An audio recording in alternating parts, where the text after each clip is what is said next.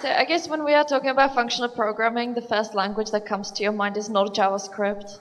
As a matter of fact, I kind of assume that most of you are slightly against JavaScript, although maybe it's necessary evil at your jobs.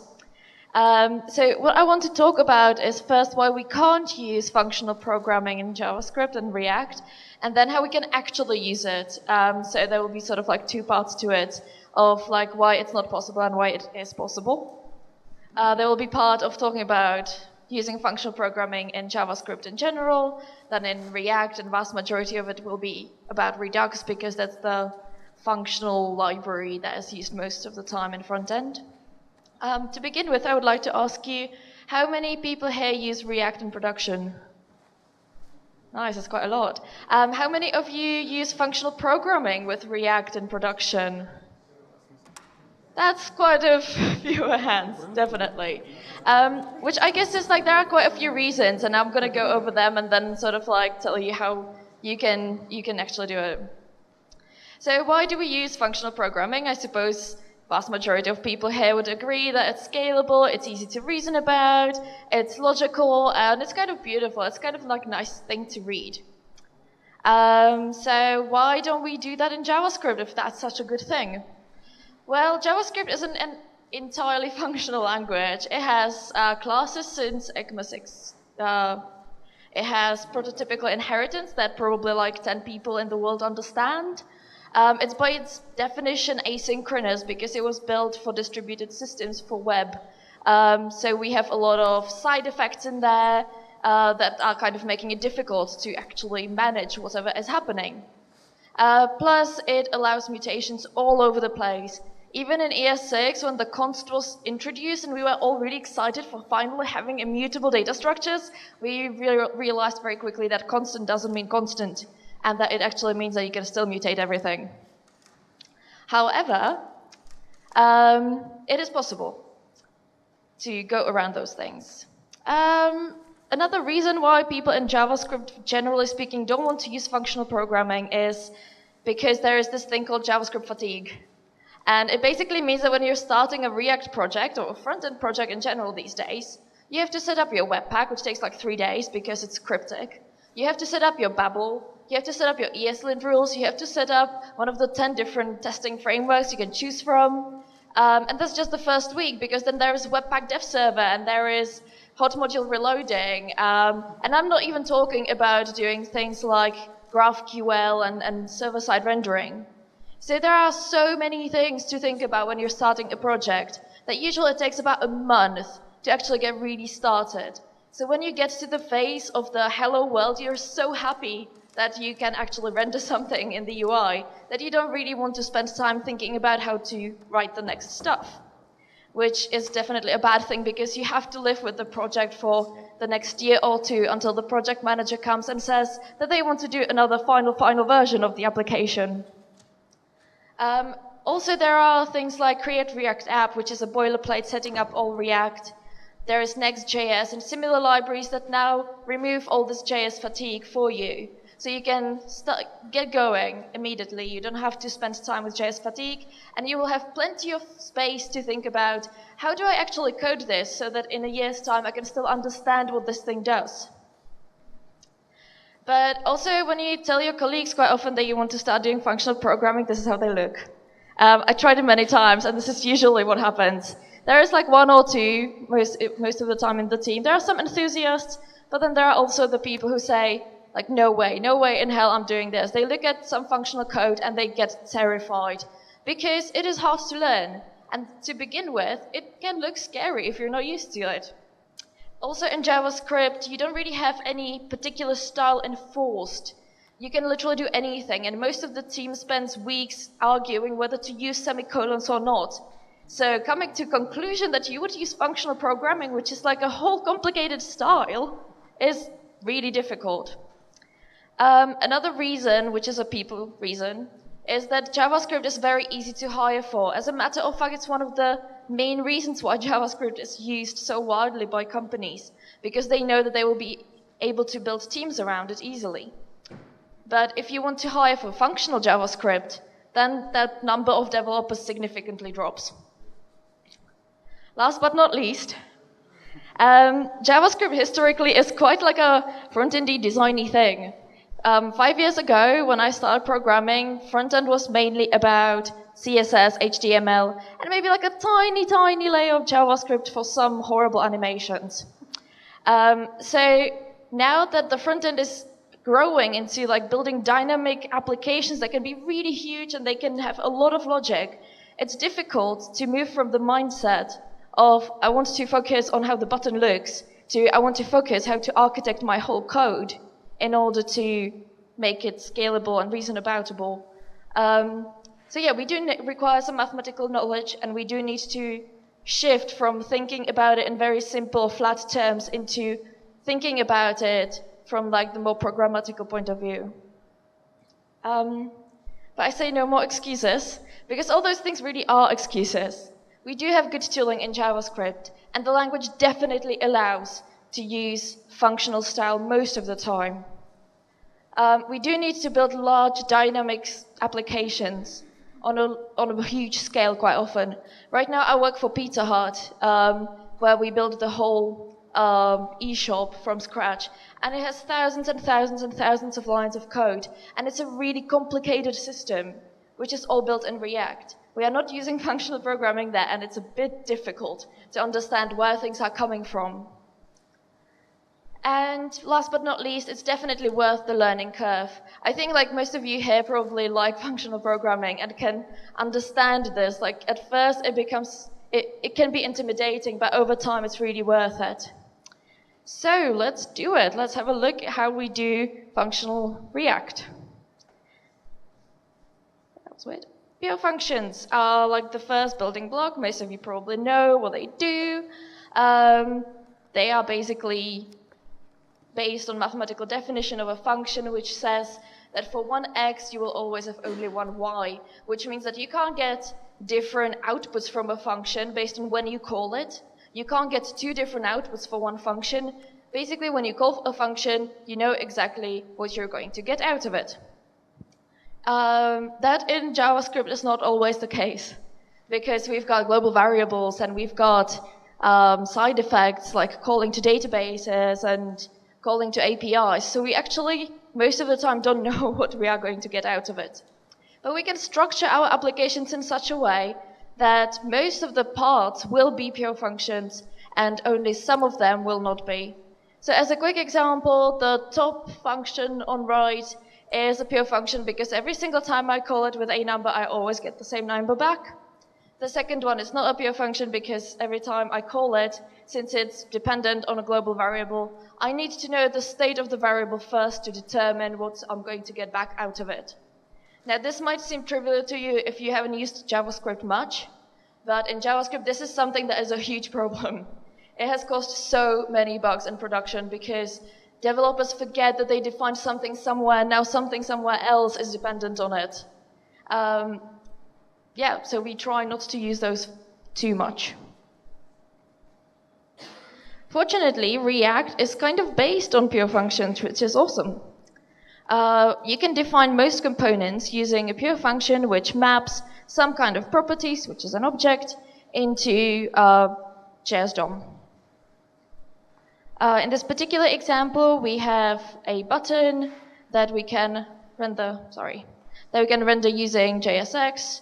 And it's just like a button that does something when you click on it and renders some text in it when you want that. And that's everything that it does. But this creates a reusable component that you can drop anywhere in your application and it's just going to work. And you know exactly what it's going to do. Every single time you give it the same parameters, it's going to give you the same output, which makes it easy to reason about. The next principle I want to talk about is composition of functions, which is yet another big thing in the React world. It basically says that if I take a mapping from X to Y and from Y to Z, it will give me a mapping from X to Z and it will always stay the same. So basically, if I compose two functions together, I can still predict what the result will be. And here is a very long example. I hope it's readable. But basically on the top, somewhere there, I've got an input field, which is a very generic input field, just type text. I give it some value by default, or I don't have to. I give it name and say whether it's required or not.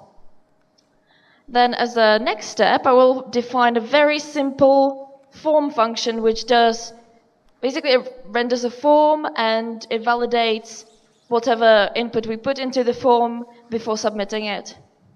So both of these are pure functions and they are very simple. They don't do anything complicated.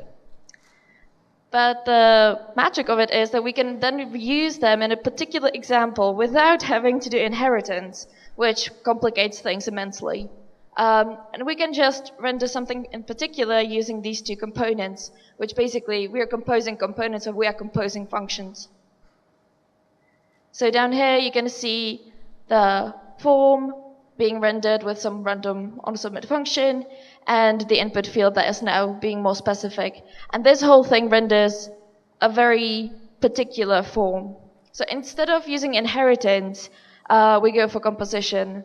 As a matter of fact, about 2 years ago, when I first started with React, you could still do inheritance. You could still do really weird things with decorators and create classes with some really weird, shady other components as bases for that.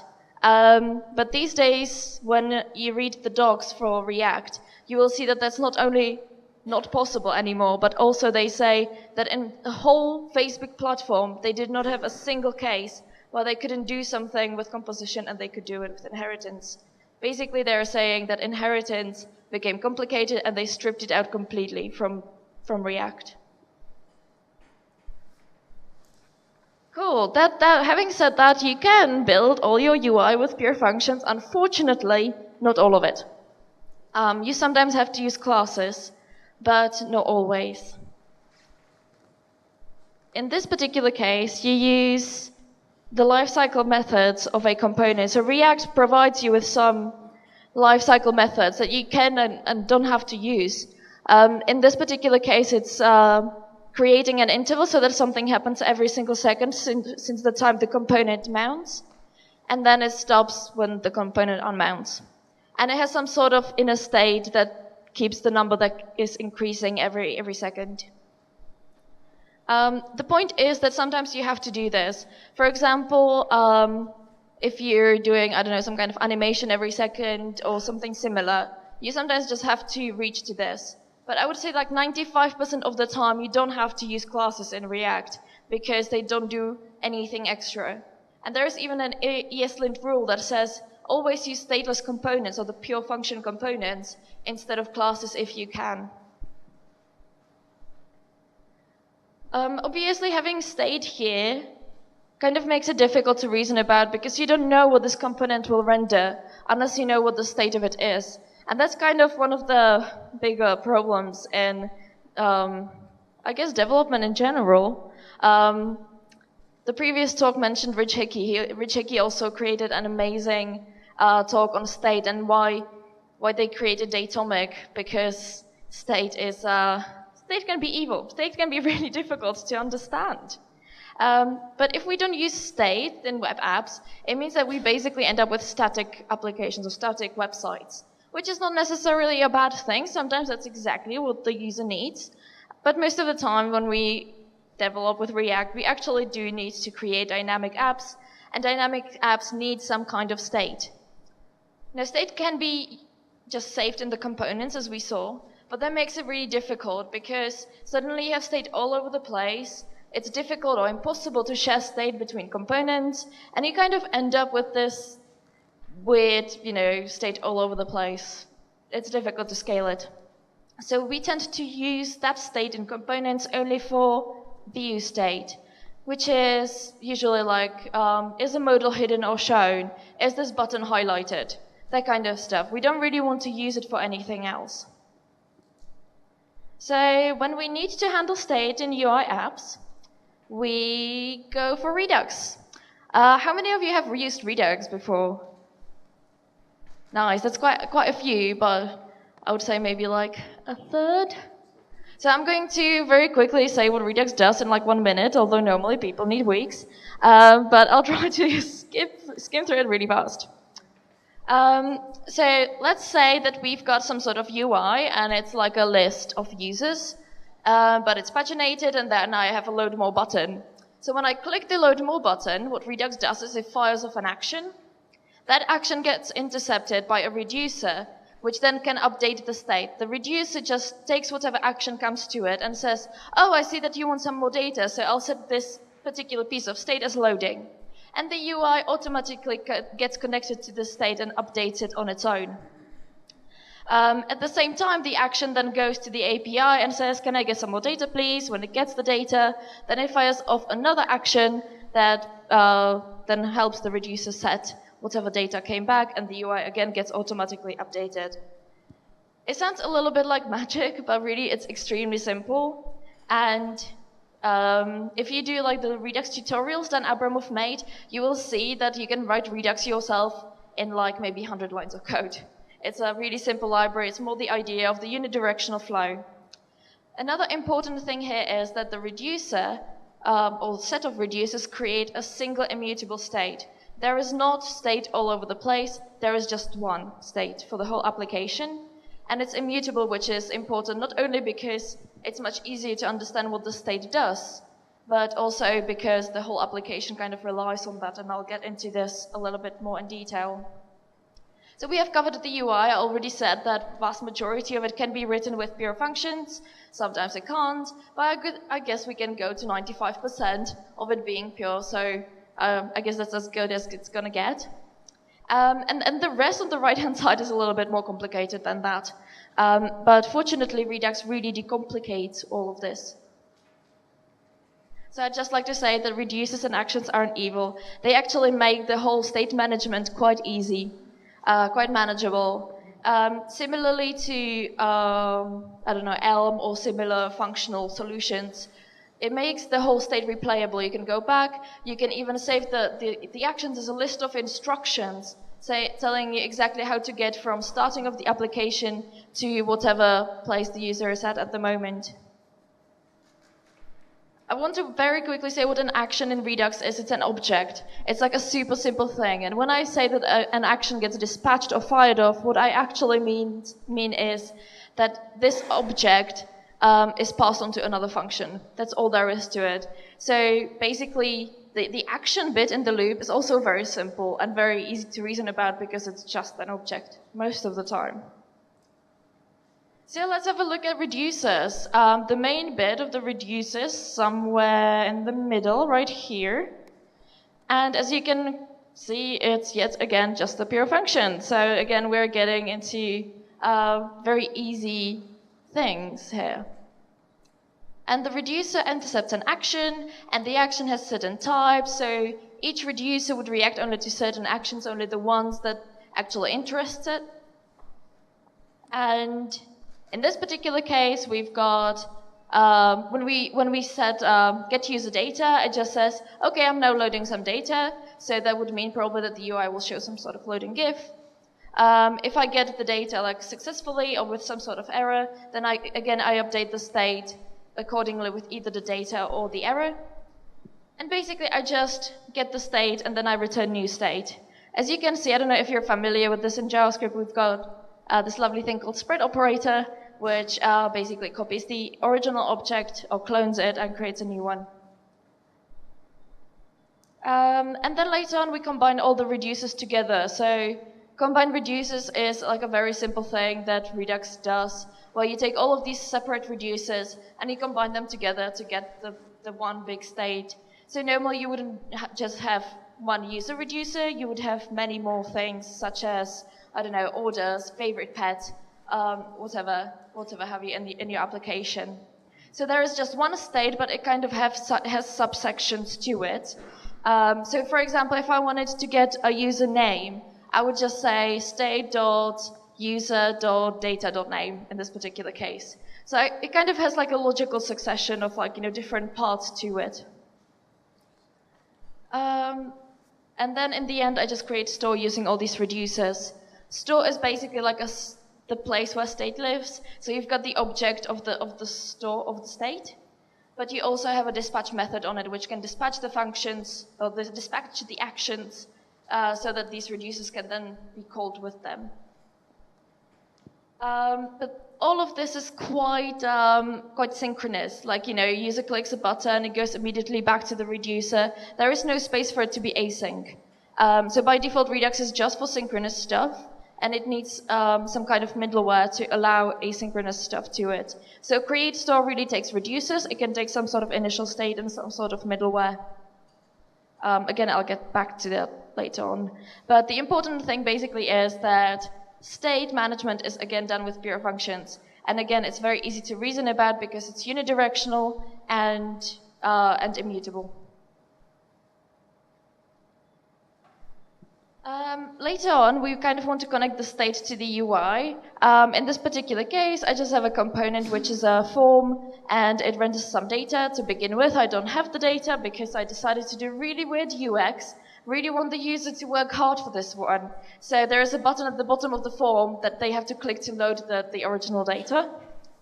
And then I need to somehow tell the component where to look for this. So I need to give it some sort of way of dispatching the action to get the data, and I also have to give it the data itself. And I do that by, again, two pure functions. There's a pattern here. So there is one function which is called map state to props normally, and one map dispatch to props. The first one just takes state, and you can then map the state in any way you want to the properties of the object or the component that you want to connect it to. And then you have got the map dispatch to props, which basically takes the dispatch function and it teaches the prop of the other component how to fire off the action. And then I just connect it with a function coming from React Redux library. Again, I create the store, and then I wrap my whole application in the provider component having the store. That gets a little bit muddled here, but basically the important thing again is the way I connect state to my UI is just through pure components. So we've got pure components all the way through. We've got reducers, we've got the connectors, and we've got the UI, and everything is really easy to follow. I guess I don't really have to talk too much about immutability and why it's really important. It makes everything easy to reason about, but there's another reason why in React specifically it's really important together with Redux. And that is performance. And basically rendering your UI as such. Because when I say that, that the UI renders automatically, what I actually mean is React is clever enough to figure out when to re-render this particular component. So it would never re-render the whole page. And that would be like, that would be really inefficient to render all the time. And it would happen, I don't know, 3 times a second it would need to re-render the whole page. So instead React knows which component to re-render when. And that happens when properties change. However, since JavaScript objects are mutable, they don't really change unless you actually replace the original object and replace it with a new one. And that's why the immutability of store of state is extremely important, because otherwise your components would not re-render. The slight issue here is that Redux only ensures immutability on the store level. As you saw, I was using the spread operator in the reducer, which makes a clone, but it makes only a shallow clone. And it's one of those things that caught out so many people when developing with React. And that is that you actually need to use, I don't know, immutable.js or Mori or spread operator all the way deep through your nested objects, or use even combined reducers, because you can nest reducers. You can use any of this number of things, but you have to use them, because otherwise you'll get, typically it's a form. You have a form with some data and you don't understand why the user is not seeing the right data. So immutability can really catch you out if you don't look out for it. Cool, so we now covered the UI and the state and the way we connect those two. And we kind of covered the action because I already told you it's just an object. So this whole loop is basically quite functional. The biggest problem really comes with the API calls, because there is no way around that. And JavaScript has very weird ways of handling calling to APIs. There are promises, which are kind of okay, but there are also callbacks, which are not okay. And there are a lot of weird things that you can do.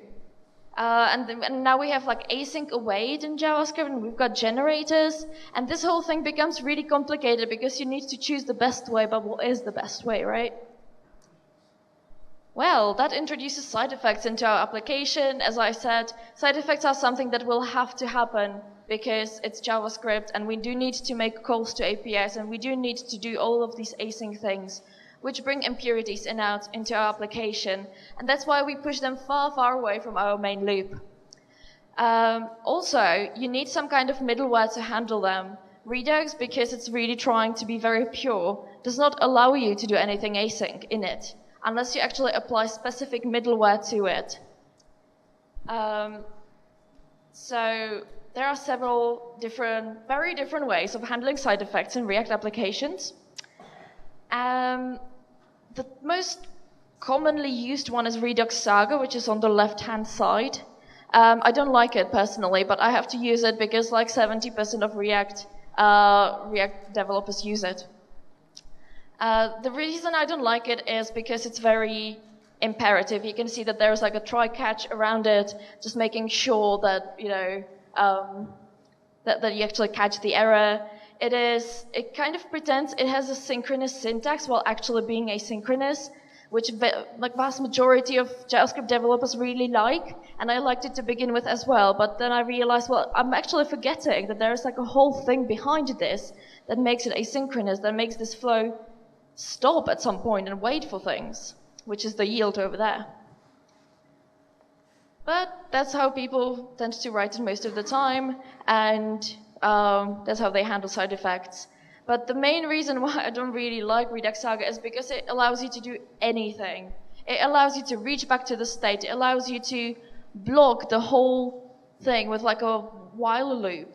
It like allows developers to do really weird things that I think we should not be able to do if we are really thinking seriously about how to structure our code. But most importantly, if you have a large application full of Redux Sagas, you'll end up having a lot of race conditions and really weird cryptic production bugs.